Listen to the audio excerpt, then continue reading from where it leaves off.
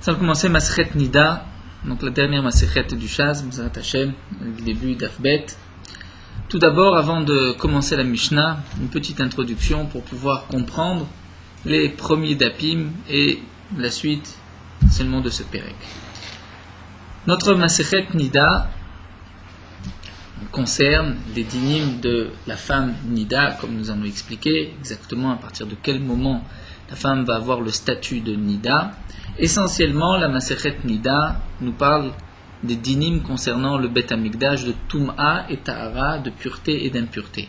Il y a quelques dapim, toute la Masechet, il n'y en a pas beaucoup, qui concernent aussi le statut de la femme Nida par rapport à son mari. Dans la Torah, nous avons des psukim dans Parashat Tazria et dans Parashat Mesora concernant la Nida et la Zava. Il y a deux sortes de statuts, le statut de Nida, le statut de Ziva. Donc une femme, comme nous allons le voir, devient Nida à partir du moment où elle va voir un écoulement de sang. Il y a donc d'abord une période de 7 jours qui est la période de Nida. Lorsqu'une femme a un écoulement, pendant 7 jours, elle est considérée comme Nida, et c'est seulement le 7e jour au soir qu'elle pourra donc se purifier en allant au mikvé, et à ce moment-là, être permise à son mari, et aussi avoir le statut de pur, de tahor, par rapport à tous les sujets de pureté et d'impureté. Après cette période de 7 jours, il y a 11 jours qui sont les 11 jours après la période de Nida. C'est une halakha le Moshe Sinaï qui a été reçue, donc, qui a été donnée à Moshe Rabbeinu sur le mont Sinaï, une halakha que c'est 11 jours. Pendant cette période de 11 jours, tout écoulement de sang va avoir un statut différent du digne de la Nida. Bien que jusqu'à présent, Nida c'est toujours, on compte 7 jours. Pendant ces 11 jours, lorsqu'il n'y a qu'un seul jour, une seule riya, une seule vision de sang, comme nous allons expliquer exactement que signifie riya, à ce moment-là, le dîner est de ne pas attendre 7 jours, mais d'attendre seulement un seul jour. C'est ce qu'on va appeler Shomer et Yom Keneged Yom. Il faut attendre un jour pour un jour. Une fois, donc le lendemain, un jour de pureté, naki, de propreté, entre guillemets, à ce moment-là, la femme retrouve son statut de Théora. Lorsqu'il y a 2 jours de Zivad, donc 2 jours suivis, l'un après l'autre, il faudra aussi attendre un seul jour. Et lorsqu'il y a 3 jours d'écoulement pendant cette période de 11 jours, donc pas obligatoirement juste après les 7 jours, mais même si c'est quelques jours après, pendant cette période de 11 jours, à ce moment-là, la femme va avoir le statut de Ziva, de Zava, Zava Gedola, et elle ne retrouvera sa Tahara, sa pureté, qu'après 7 jours, Shiva Nekiim, 7 jours de pureté, 7 jours de, entre guillemets, propreté, pour traduire Nekiim, c'est-à-dire sans aucun écoulement de sang, avec donc toutes les vérifications que nous verrons. Et la femme pourra donc s'immerger dans un mikvé, et à ce moment-là, elle retrouvera son statut de Théora, de pureté par rapport au Taharot, donc aux lois de pureté et d'impureté, et aussi par rapport à son mari. Donc, pour retenir, nous avons le Nida, c'est lorsqu'une femme a un écoulement de sang, c'est-à-dire toute riya que nous allons expliquer, pendant 7 jours, elle est Nida, interdite à son mari, et aussi, à ce moment-là, pas seulement à son mari, interdite à tout homme, toute relation pendant cette période de Nida est punie par la peine de karet. Pendant la période de 11 jours après la Nida, c'est donc de Ziva, donc tout dépend, Ziva Ktana, si c'est 1 ou 2 jours, ou Ziva Gdola, si c'est 3 jours, et à ce moment-là, il faudra 7 jours de pureté Shiva Nekiim. Mais normalement, pour une simple Nida, il n'y a pas besoin de Shiva Nekiim Minatora, il n'y a pas besoin de 7 jours de pureté. On peut compter les jours aussi d'impureté dans le compte de 7. Au départ, lorsqu'il y a eu pendant 7 jours d'écoulement, c'est pas grave, même si juste avant la fin du 7e jour, avant la Shkia, il n'y a plus rien, elle pourra aller au mikvé le soir même et être Théora. Alors dans le cas, il faudra Shiva Nekim. C'est la différence entre une Nida et une Ziva.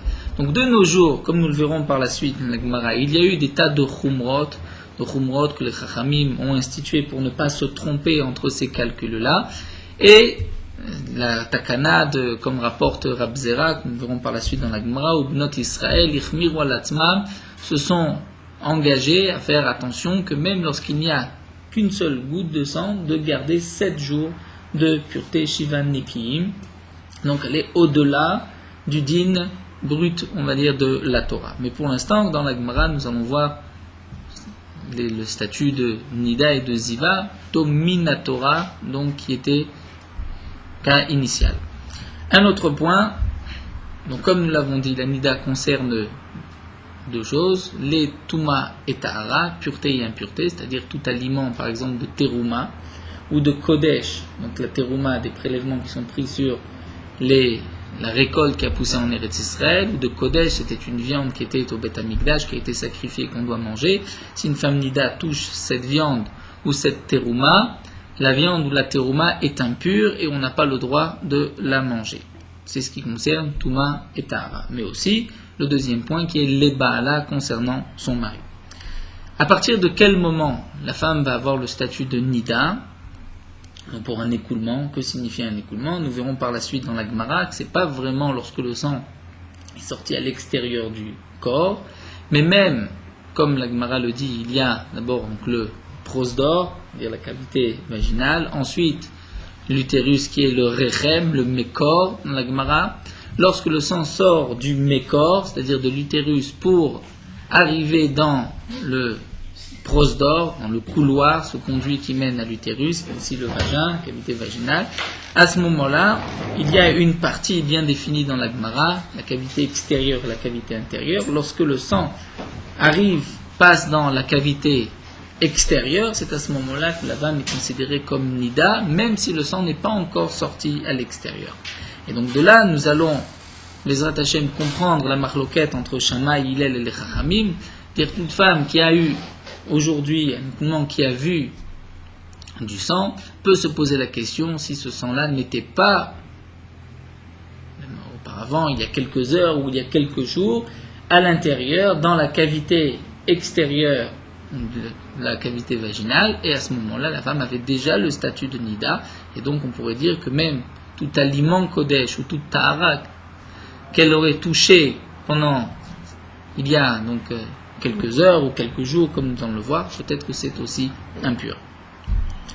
Un autre point que nous allons voir dans la Gemara, qui est important donc déjà de définir, c'est le point de Chazaka. Chazaka, pour traduire à peu près par une présomption, c'est-à-dire lorsque, prenons le cas de la Chazaka que la Gemara va rapporter d'après Shammai, je ne sais pas si cette femme a eu un écoulement auparavant, c'est-à-dire si elle était déjà Nida ou pas, il y a quelques heures, je vais dire, et Ahmed Ishal Chazkata, c'est-à-dire cette femme avait une Chazkat Ta'ara. Jusqu'à présent, cette femme était Théora, donc il n'y a pas de raison de dire que son statut a changé. Donc lorsque nous avons un doute, on va garder le statut initial, on va dire puisque jusqu'à présent, elle était dans un statut de Théora, de pur, donc sans écoulement, je vais dire que ce statut continue. Sauf preuve du contraire, jusqu'à preuve du contraire, lorsque je sais exactement, mais bevaddaout, avec certitude qu'il y a un écoulement de sang, il y a du dam, à ce moment-là, cette femme va perdre sa chazaka. Mais tant que je ne sais pas, je vais pouvoir garder la chazaka. Nous verrons aussi le cas d'un mikvé. Un mikvé qui a une certaine quantité d'eau, lorsque nous avons vérifié le mikvé, on se rend compte qu'il manque quelques litres à ce mikvé. Auparavant, lorsqu'on l'avait rempli, il y avait la quantité suffisante.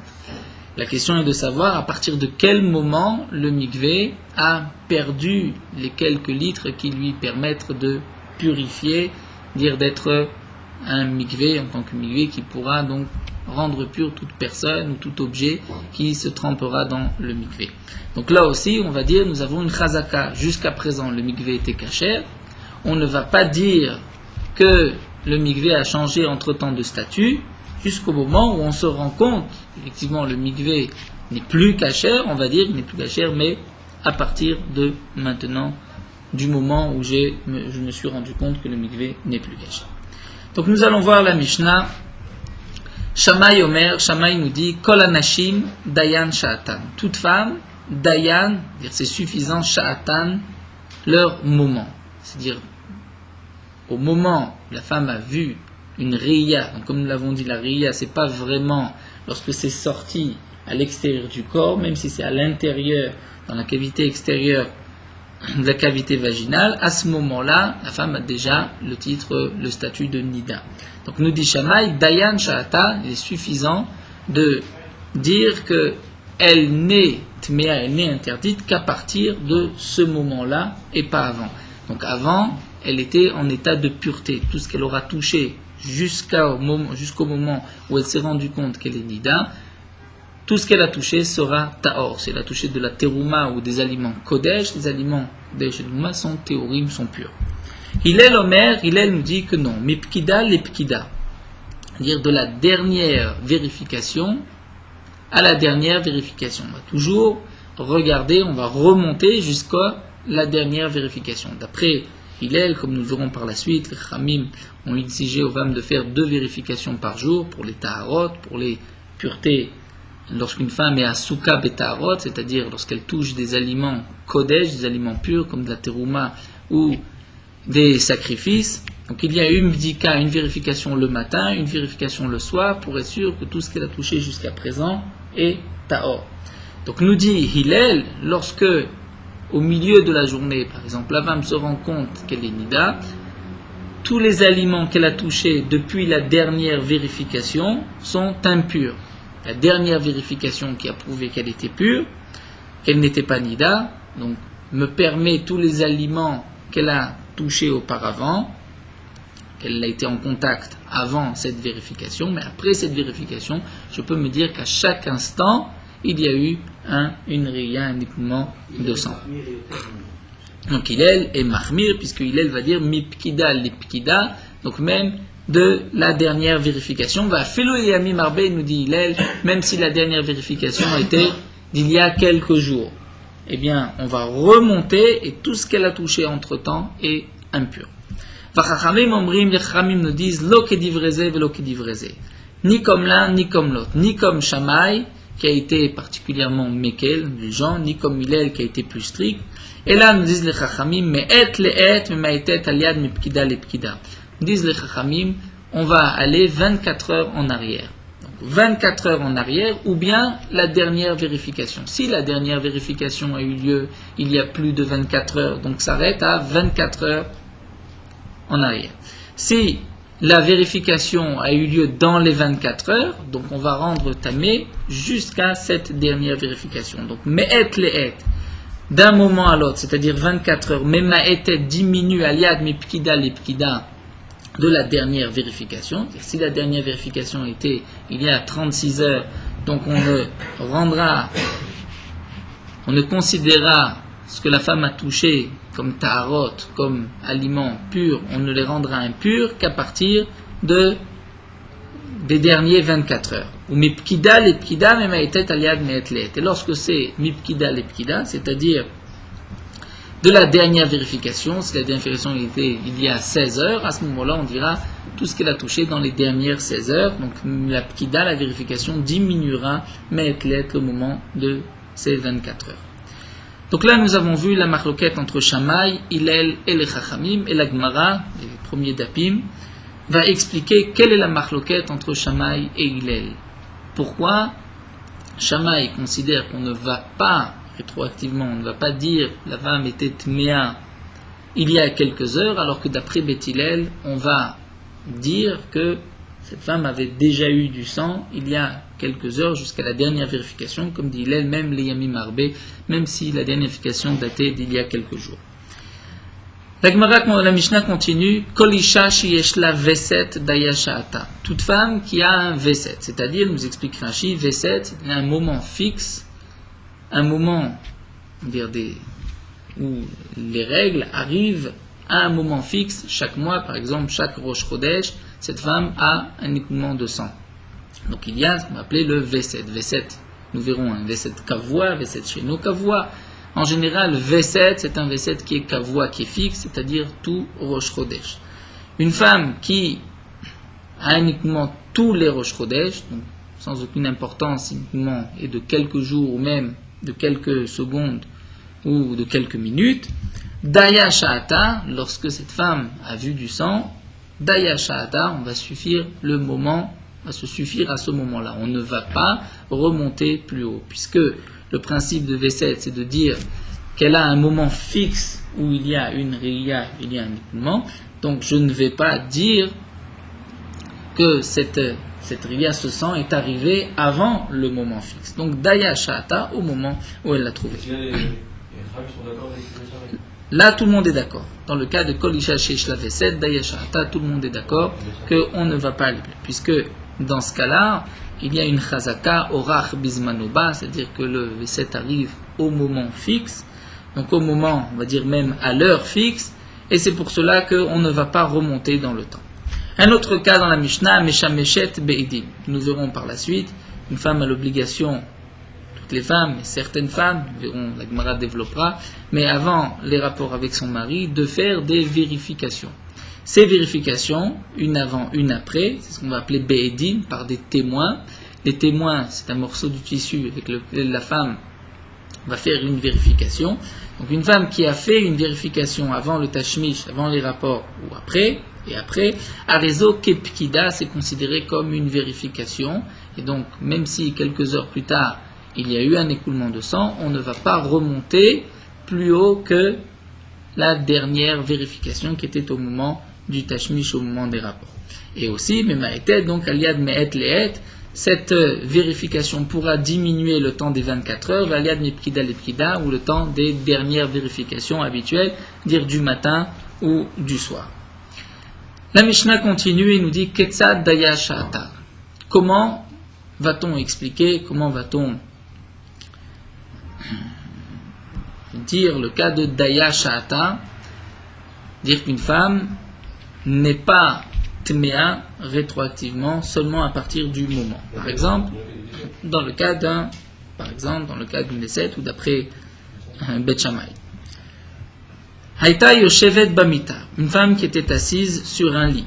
Ve'asuka betarot, elle était occupée avec des tarot, dire avec des aliments purs, des aliments de terouma ou des aliments des sacrifices. Ou parcha, elle s'est donc se lever de ce lit, Vera'ata, et elle a vu un écoulement de sang. Et hitmea ve'enterot, elle va avoir donc le statut de impur. Tout ce qu'elle touchera à partir de maintenant sera impur. Ve'enterot, mais les aliments qu'elle avait touchés jusqu'à ce moment-là sont considérés comme purs. Puisque, nous disons, Daya Sha'ata, seulement à partir du moment où elle a trouvé, où elle a vu cet écoulement de sang. Afalpi Sha'amru Metama Me'et Le'et, et la Mishnah termine en disant, bien que les Chachamim ont été mahmir, et on dit que lorsqu'une femme a vu aujourd'hui du sang, on va dire que rétroactivement, 24 heures en arrière, elle est aussi Tmea, tout ce qu'elle a touché entre-temps sera tamé, sera impur, mais le compte des Vestot, le compte de Nida, dire des jours de précaution qui arriveront pour le mois prochain, ne commence Ela Misha Sheraata qu'à partir du moment où elle l'a vu. Et aussi, comme le dit Rashi, par rapport aux 7 jours de Nida, une femme qui a eu un écoulement, donc doit attendre 7 jours avec le jour de cette riya, de cette vision, de cet écoulement, elle doit attendre 7 jours pour pouvoir se purifier. Eh bien, le compte des 7 jours ne commence qu'à partir du moment où elle a vu. Même si on va être mahmir, on va dire que tout ce qu'elle a touché dans les 24 heures est aussi impur, malgré tout, le compte ne commence qu'à partir du moment où elle a véritablement vu du sang. Donc là, nous avons vu la Mishnah, une machloquette entre Shammai, Hillel et les Chachamim.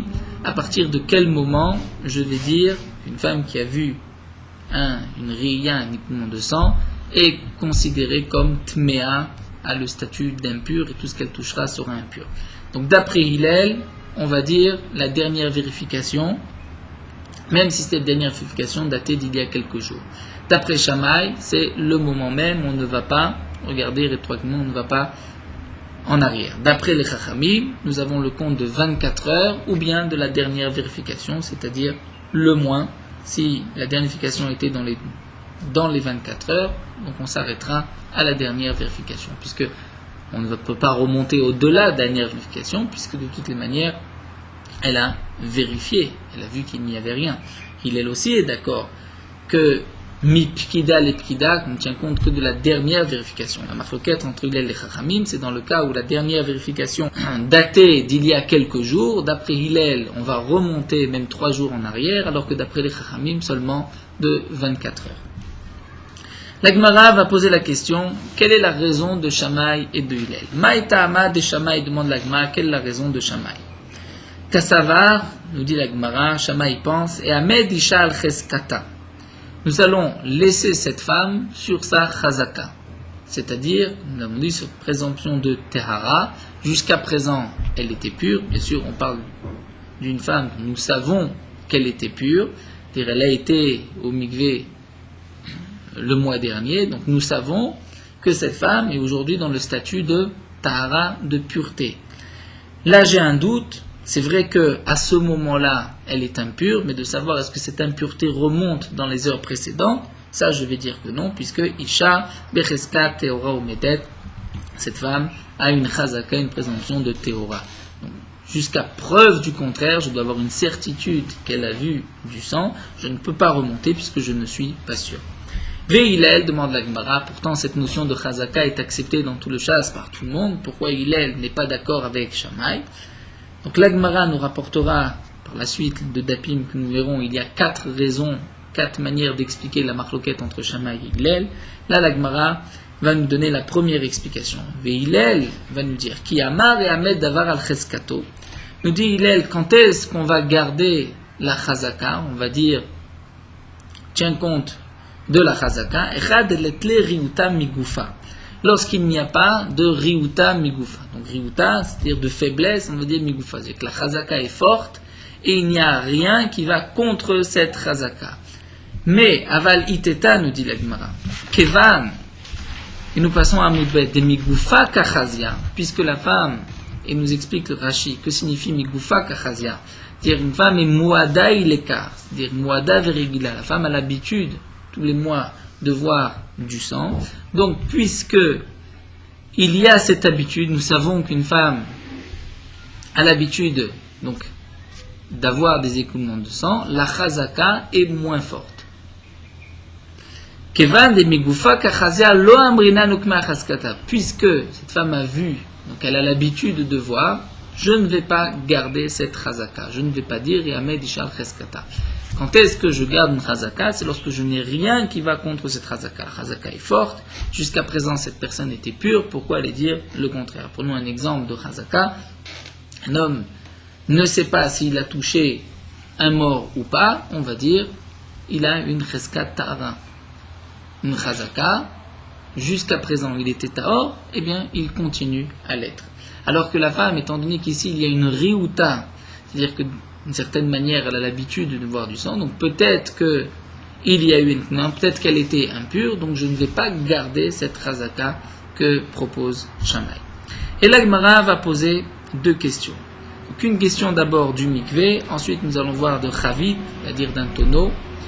Les questions sont exactement les mêmes, puisque la Gemara va donner les mêmes réponses, comme le dit le Ritva.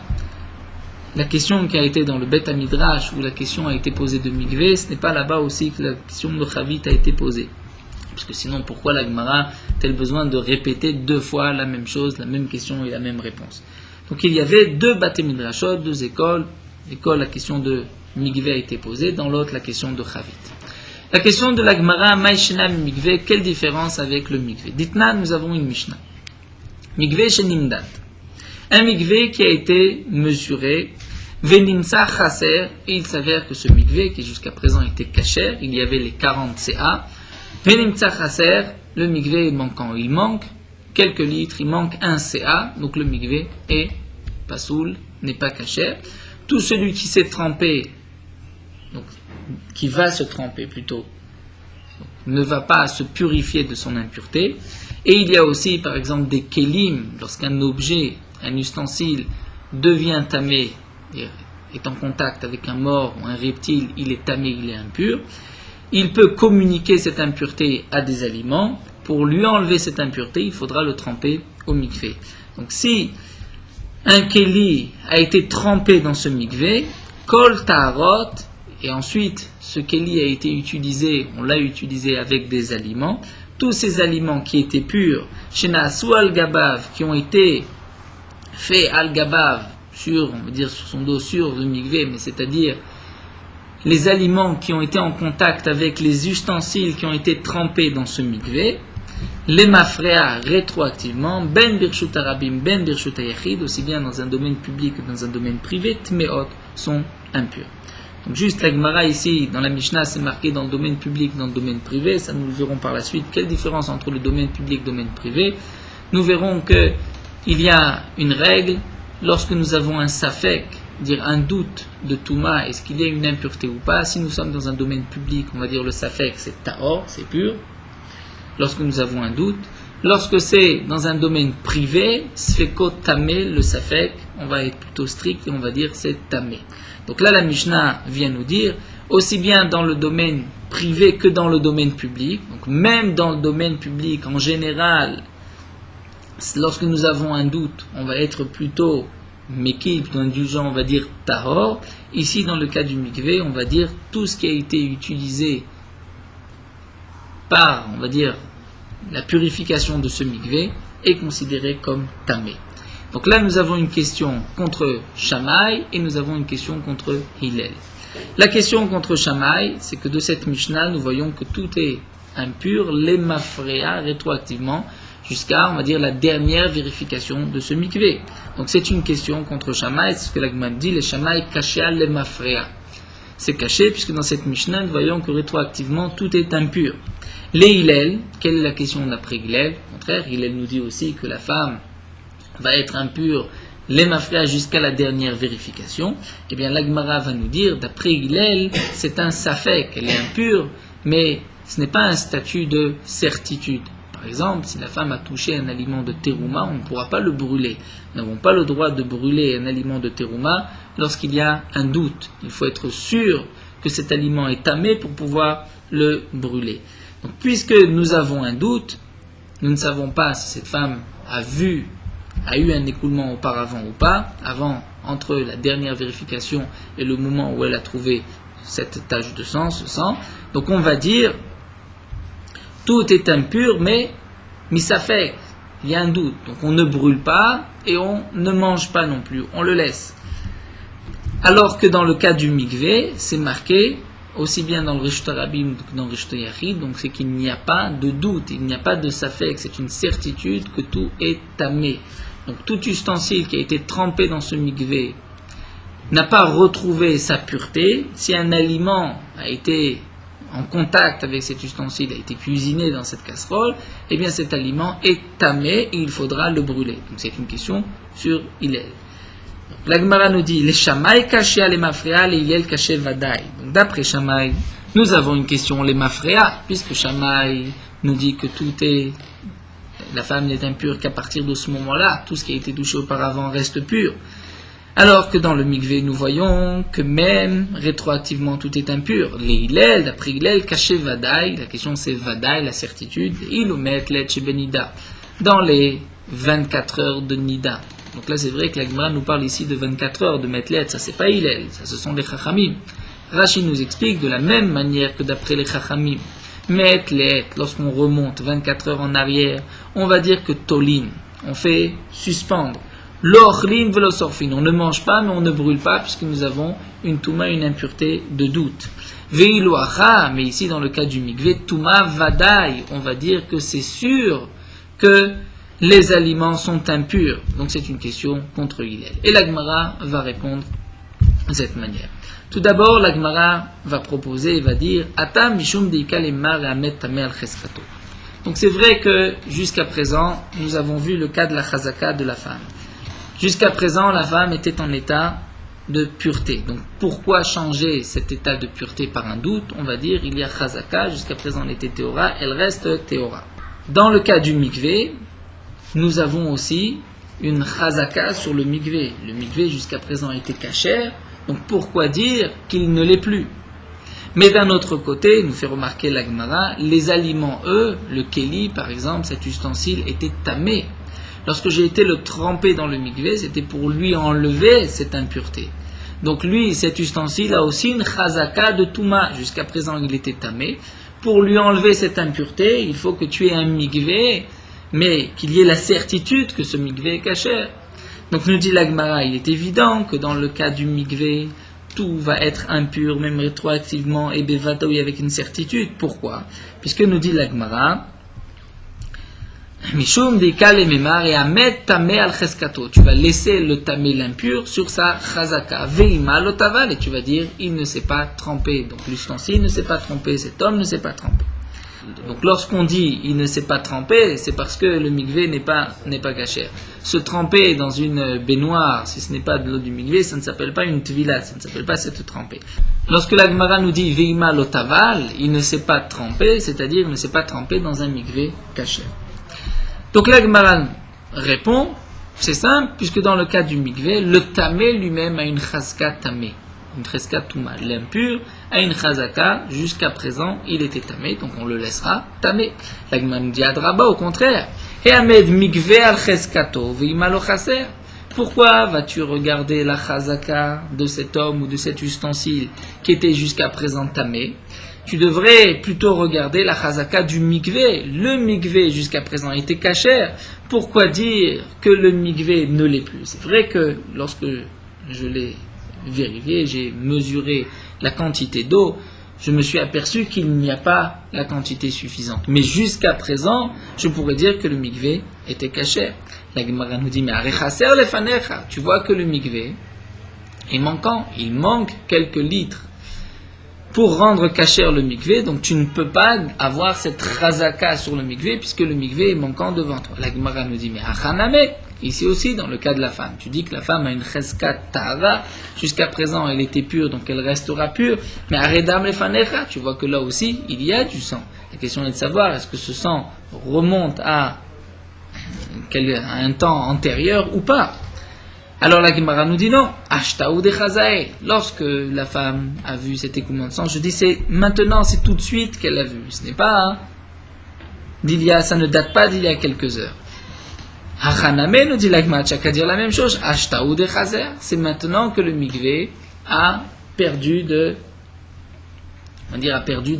ses eaux, le sol a absorbé quelques litres. La Gemara continue et nous dit non, ariashta. Encore là-bas dans le cas du mikvé, je peux dire que petit à petit le mikvé s'est vidé, le mikvé a commencé à diminuer. Donc c'est pour cela que lorsque je vois qu'aujourd'hui le mikvé est chasser, je vais remonter dans le temps et je vais dire le mikvé était manquant déjà d'il y a quelques heures ou quelques jours. Alors la Gemara nous dit, mais dans le cas de la femme, est-ce que dans le cas de la femme, tu peux dire qu'elle a vu petit à petit, elle n'a rien vu, c'est maintenant qu'elle a vu. Donc pourquoi remonter dans le temps? Tu n'as pas de raison à dire que ce sang-là était aussi il y a quelques heures ou quelques jours. Et la Gemara termine et pose une dernière question. Uma ekusha, quelle est la question? Dilma agas chazité. C'est-à-dire nous explique le Rashi. Peut-être que le sang, donc, parce qu'il était, comme il était rabab à mes corps, il était nombreux dans l'utérus, donc il a commencé à sortir petit à petit, mais il est resté dans le prosdore, dans la cavité vaginale. Il n'est pas sorti à l'extérieur, mais il était déjà à l'intérieur dans le prosdore. Et nous avons dit qu'une femme a déjà le statut de nida lorsque le sang se trouve dans la cavité extérieure du vagin. Donc si c'est ainsi, nous dit la Gemara, peut-être que Agas chazité, c'est-à-dire que Agas, la shon de l'Egma, c'est-à-dire Revia, c'est-à-dire qu'il y avait beaucoup de sang, et c'est pour cela que le sang s'est collecté d'abord dans la cavité vaginale pour ensuite sortir, mais le sang était déjà là auparavant. Donc, on se retrouve avec le même statut entre le mikvé et la femme. La chazaka de la femme, comme nous le voyons, n'est pas aussi forte, puisque nous avons une riya de sang devant nous, il y a du dam, et en plus je pourrais dire que ce dam, ce sang-là, était dans la cavité vaginale déjà il y a quelque temps. Donc la Gemara termine et va répondre en disant Atam ikatarte l'eriuta, achaika chada l'eriuta. Nous dit la Gemara simplement qu'il y a une différence entre le mikvé et le cas de la femme. Dans le cas de la femme, il y a effectivement une chazaka, et contre cette chazaka, il y a une riuta. C'est-à-dire, jusqu'à présent, cette femme était théora, était en état de pureté, donc pourquoi lui changer cet état? Pourquoi dire qu'il a changé? C'est vrai que d'un autre côté, il y a un affaiblissement, une riuta, dire un point négatif contre cette chazaka, puisqu'il y a du sang à redam lefanecha. Mais nous dit la Gemara, c'est comme si nous avons une chazaka, avec un demi contre cette chazaka. Cette riuta n'est pas, ce point négatif n'est pas suffisamment fort pour démonter la chazaka, mais malgré tout, il peut diminuer la force de la chazaka. Donc on va dire, d'après Hillel par exemple, que puisque cette chazaka est quand même là, il y a encore une chazaka, c'est pour cela qu'on va donner un statut de safek, de doute, pour les heures antérieures, dire depuis la dernière bdika. Alors que dans le cas du mikvé, c'est vrai que le mikvé a une cheskat ta'ara, c'est-à-dire une cheskat kashrut. Le mikvé jusqu'à présent était kasher. Pourquoi lui enlever la kashrut du mikvé? Mais d'un autre côté, contre cette chazaka du mikvé, j'ai la chazaka du tamé, de l'impur, de l'homme impur, ou bien de l'ustensile impur. Et là aussi, je vais dire, j'ai une chazaka, cet ustensile était impur. Pourquoi vas-tu changer cette chazaka en disant qu'il a été trempé dans un mikvé, puisque peut-être ce n'est pas un mikvé? Donc j'ai déjà un contre un, et en plus j'ai une riuta, donc un point négatif dans la chazaka du mikvé, puisque, comme nous l'avons vu, le mikvé est chaser lefanecha, est manquant devant toi.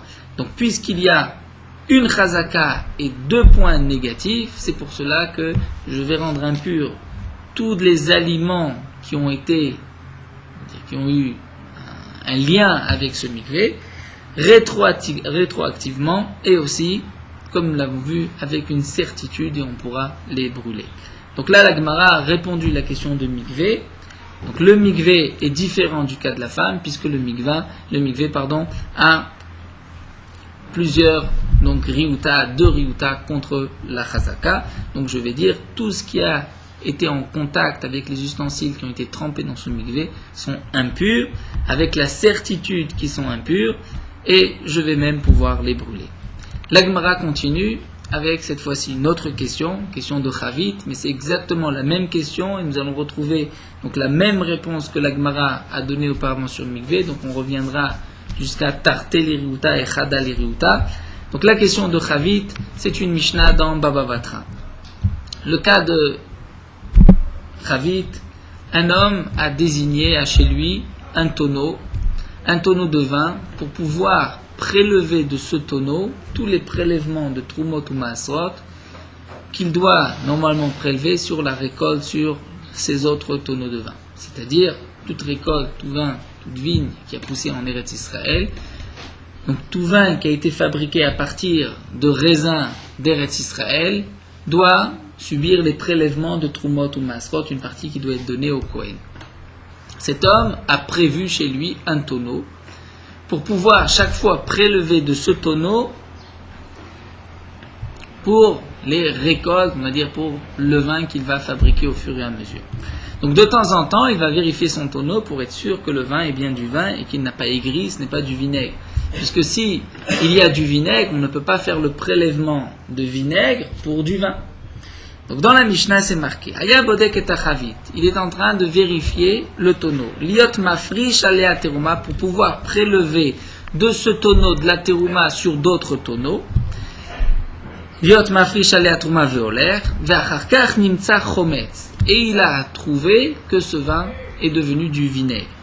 Kol shalosh yamim vadai, mikan vailach safek. Dans la Mishnah, c'est marqué les 3 jours, c'est sûr. Ensuite, c'est un doute. Qu'est-ce qui est sûr? Qu'est-ce qui est un doute? Le Rashi nous rapporte une machloquette entre Rabbi Yochanan et Rabbi Yehoshua ben Levi. Comment comprendre cette Mishnah? Nous n'allons pas rentrer dans tous les détails. On va prendre un exemple. Comme le dit Rabbi Yehoshua ben Levi, les 3 derniers jours avant la dernière vérification, on est sûr que c'est du vinaigre. puisque si le vin aujourd'hui, j'ai goûté le vin et je vois que c'est du vinaigre, nous dit Rabbi Yehoshua ben Levi, c'est sûr que dans les derniers 3 jours, le vin était déjà devenu du vinaigre. Puisque sinon, le vin n'aurait pas pu devenir à l'instant même, en un instant, du vinaigre. Donc si j'ai fait des prélèvements pendant les 3 derniers jours, qui précèdent la dernière vérification, je devrais recommencer ces prélèvements puisque la terouma n'est pas valable. Après, au-delà de ces 3 jours, lorsque je remonte dans le temps, il y a 10 jours, j'ai fait un prélèvement, c'est ça fait qu'il y a un doute. Donc je vois. Pardon ? Je dois reprélever, mais c'est un doute. C'est un safek. Donc je vois du cas de Chavit. Lorsque je me rends compte qu'aujourd'hui le vin est devenu du vinaigre, je vais dire, il y a quelques jours, le vin était déjà aussi du vinaigre. Dans les 3 derniers jours, c'est sûr que c'était du vinaigre. Et je remonte jusqu'à la dernière vérification, au moins dans un statut de Safek. Donc là, la Gemara va poser une question d'après Bet Shammai, d'après Shammai. La Mishnah demande, la Gemara demande, cacher les Shammai, c'est une question contre Shammai. Comment se fait-il que Shammai a dit, une femme qui a vu un écoulement de sang, Dayan Sha'atan, je remonte pas en arrière, je dis qu'elle est impure seulement à partir de maintenant, alors que dans le cas du vin, je vais remonter, je vais dire que ce vin était déjà du vinaigre il y a quelques jours. Alors la Gemara va aussi dire, Ata Mishum di Kalimar et Amet Evel Cheskato. Là-bas, c'est vrai qu'il y a une chazaka, que ce vin, jusqu'à présent, c'était du vin, donc pourquoi dire que ce n'est plus du vin? Mais d'un autre côté, il y a la chazaka du tevel, c'est-à-dire la récolte sur laquelle je dois faire ce prélèvement a le statut de tevel, et je n'ai pas encore pris le prélèvement de terouma, donc tant que je ne suis pas sûr de lui avoir enlevé ce statut de tevel par un véritable prélèvement, je vais lui laisser le din de tevel. Veimar lo nitkan, et je vais dire il n'a pas été arrangé, la trouma n'a pas été faite. Alors la Gemara demande, la même Gemara que nous avons vu avec le mikvé, Adraba au contraire, Amediain al cheskato, tu devras garder le vin, la chazaka du vin.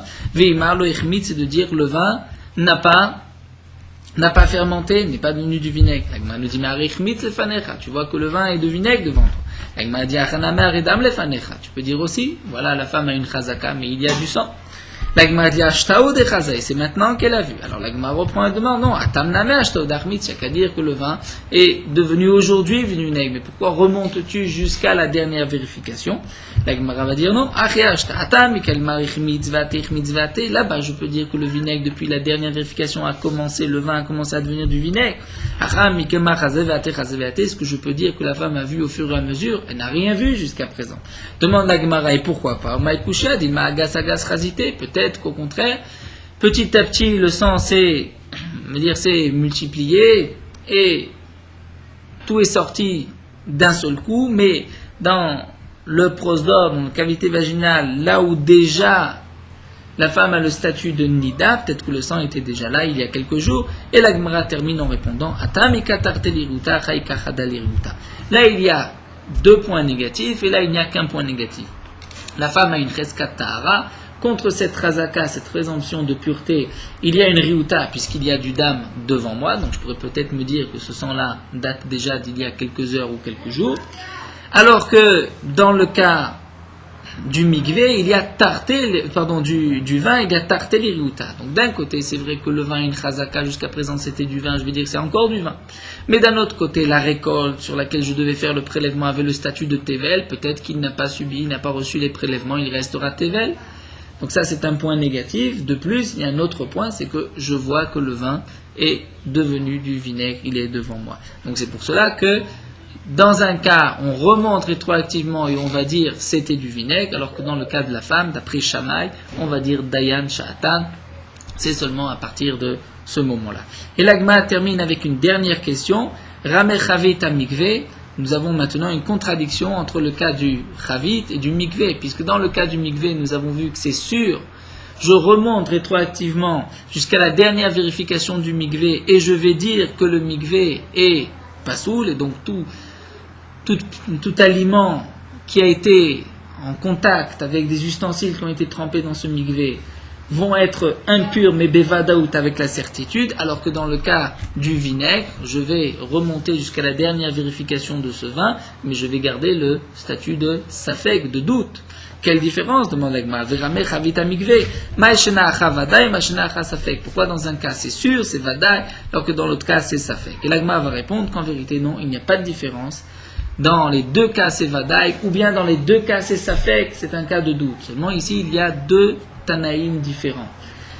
Amar Abchanina Misura, Man Tana Chavit, qui est l'auteur de Chavit, qui va dire qu'il y a un doute et pas une certitude, c'est Rabbi Shimoni. Et Rabbi Shimon lui-même dans le Mikvé considère que c'est un statut de doute et non pas de Vadaï, de l'Egabé Mikvé, Name Sfekam Mashvele.